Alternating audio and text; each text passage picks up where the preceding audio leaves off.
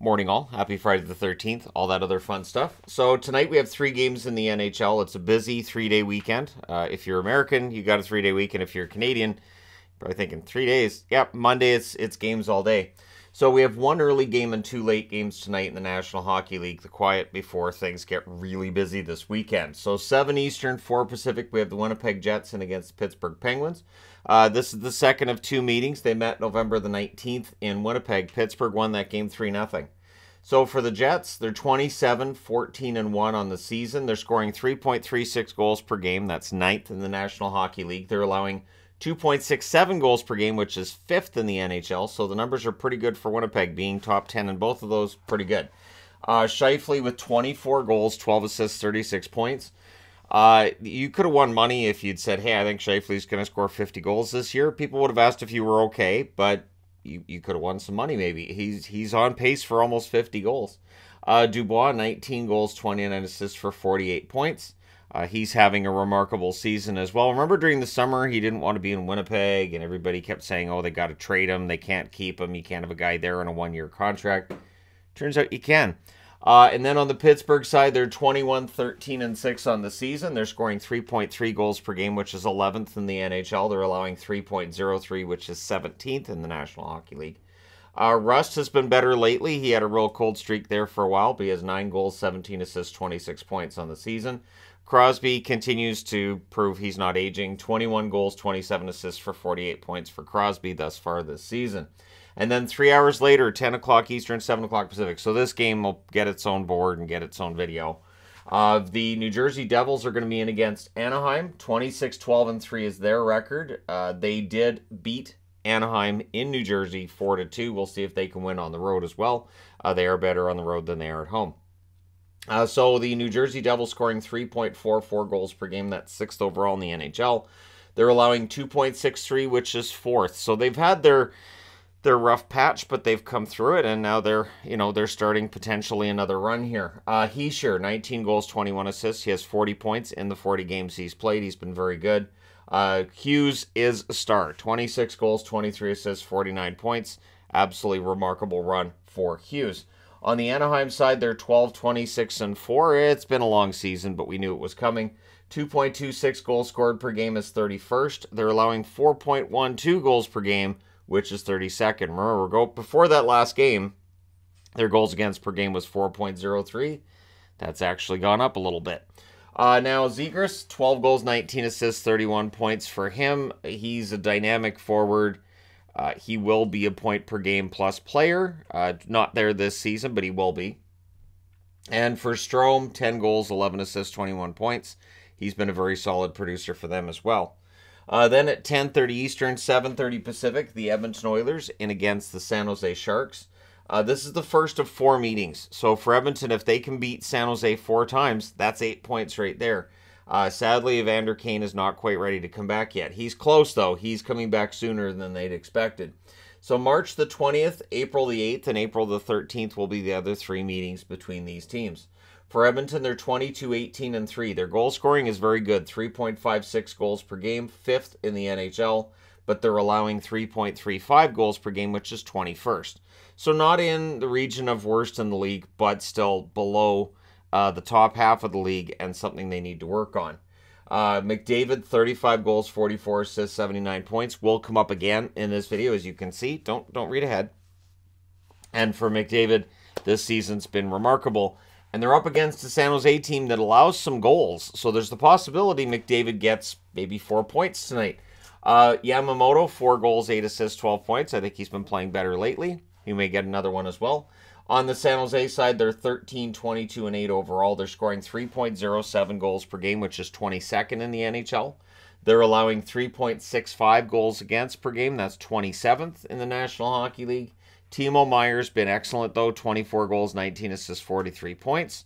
The question, of course, being, does he finish the season in San Jose? And Erik Karlsson, 13 goals, 14 assists. He had 14 assists in his last 10 games, in all likelihood.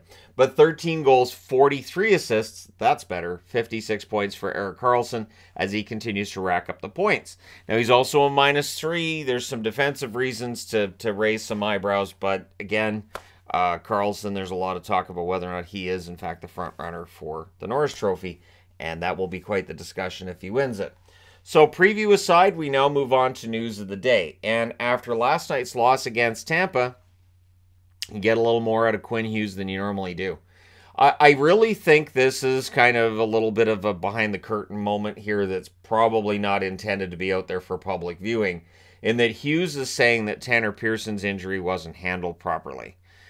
Saying that Hughes, over the age of 30, he's lost a whole year, and that's a shame because, of course, in the National Hockey League, your prime years are really from, 24 to 28?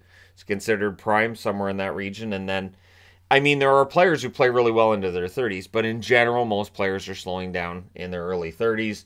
And for Pearson, this is a tough one. Next year's the last year for his contract.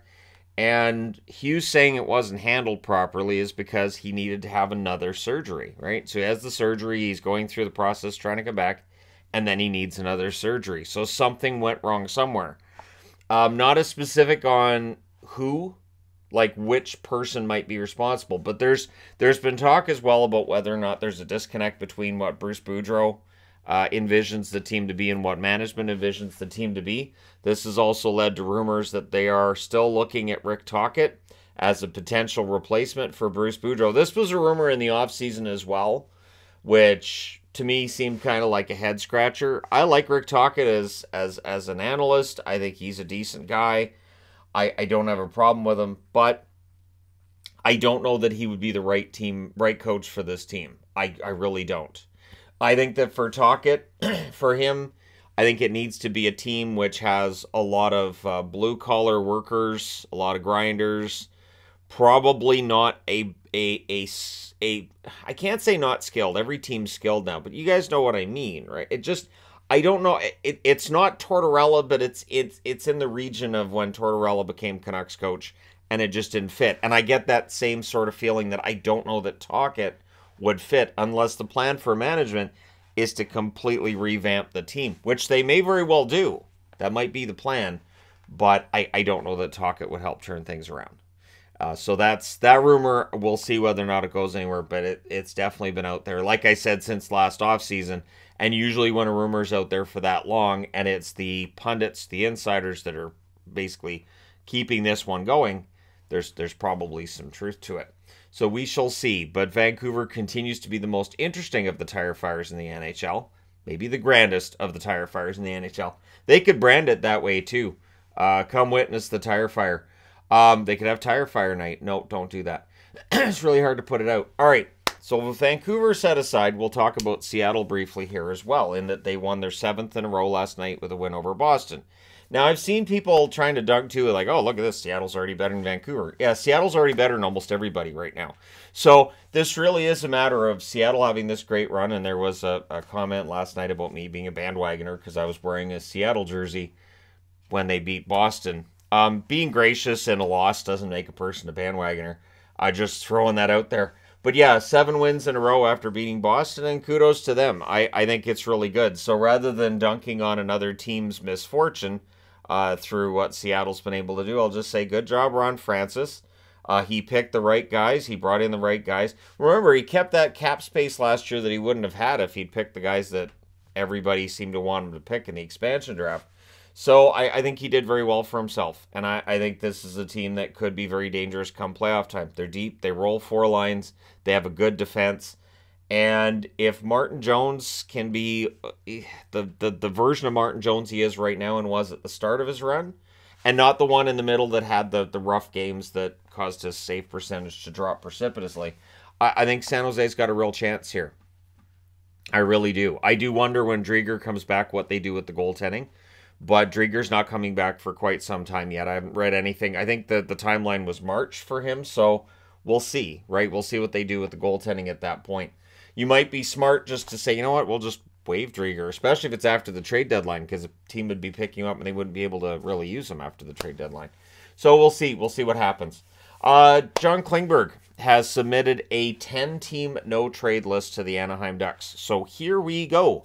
To quote the meme for Dark Knight, a movie I never really thought was... I don't know. I was never really into The Dark Knight. I apologize. I know that'll offend some people. but it just, I kind of watched it. It was like, that happened. So yeah, John Klingberg, 10-team no-trade list for him, and we'll start hearing more and more about guys submitting no-trade lists, and we are getting closer to the trade deadline. We are less than 2 months away. The team that makes that first deal will, on some level, set the market. Of course, 2023 draft picks are a really hot commodity as well, because this year's draft is considered to be a pretty darn deep one. So we'll see when Klingberg moves and where he goes and all that, but a 10-team no-trade list, I'd have to think Canada would be 7 of those teams, right?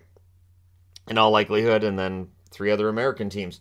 That seems to be the normal status of things, but we'll see. So Connor McDavid coming back to the Oilers for a moment, and why I'm wearing Oilers gear here. Not only because of the preview, but because McDavid, he hits 26 years of age, but he is 5th all-time for scoring for players who are 25 years or younger. Gretzky leads the way with 1,459. I'm going to go out on a limb and say nobody ever reaches that. Lemieux, 885 points.